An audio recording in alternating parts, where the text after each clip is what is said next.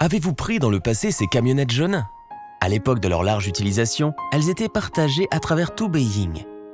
En raison de leur forme, on les surnommait les voitures pain, connues originairement sous le nom de Dafa de Tianjin. Et depuis leur utilisation en taxi, elles devinrent les taxis pain.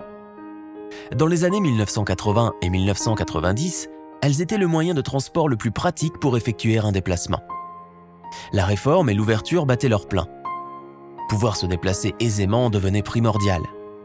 Face à la lenteur des bus et à la cherté des taxis, ces camionnettes taxis pouvant transporter à la fois des marchandises et des passagers devinrent très accueillies.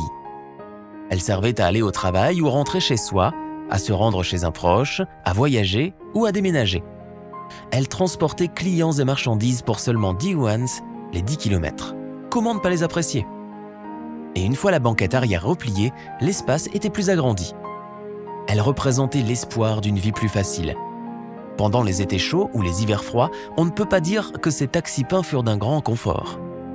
Mais cela était toujours mieux que les bus lents et bondés.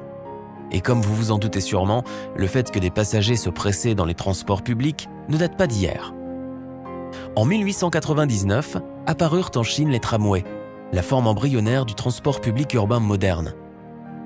Au début, leur capacité n'était pas élevée et beaucoup de passagers n'attendaient même pas d'avoir leur ticket pour monter. Si vous attendez aujourd'hui le bus ou le métro pour vous rendre au travail, il vous semble peut-être qu'il s'agit d'une scène déjà vue. Mis à part les tramways, les années 1950 virent également l'automobile parmi les moyens de transport en commun.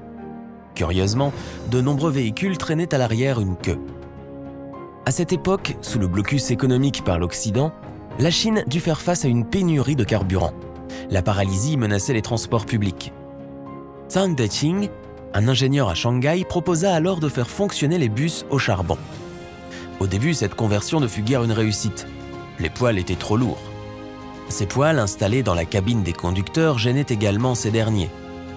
Une question s'apparaissait alors. Comment rendre ces poêles plus légers et plus pratiques? Zhang Deqing eut une révélation. Pourquoi ne pas installer le poêle dans une remorque à l'arrière et la faire tracter par les bus? À la fin, une nouvelle version du poêle à charbon permit aux bus de rouler. Fruit d'efforts opiniâtres, cette invention suscita l'enthousiasme et fut surnommée la tenace mobile. Dans les années 1960, de nombreux bus remplacèrent leurs remorques tractées par un sac sur le toit. Mais que contenaient donc ces sacs? Du gaz.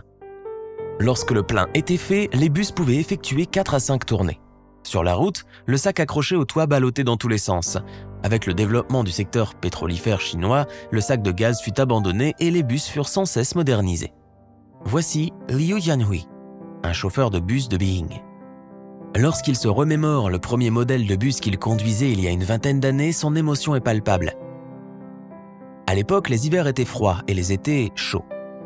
Et les bus n'étaient pas hermétiquement fermés. Celui qui grelottait de froid de l'hiver dans sa cabine de conduite n'aurait jamais imaginé que 20 ans plus tard, le véhicule qui conduisait ne consommerait même plus de carburant. Ce conducteur senior a accompagné les bus vers une grande époque.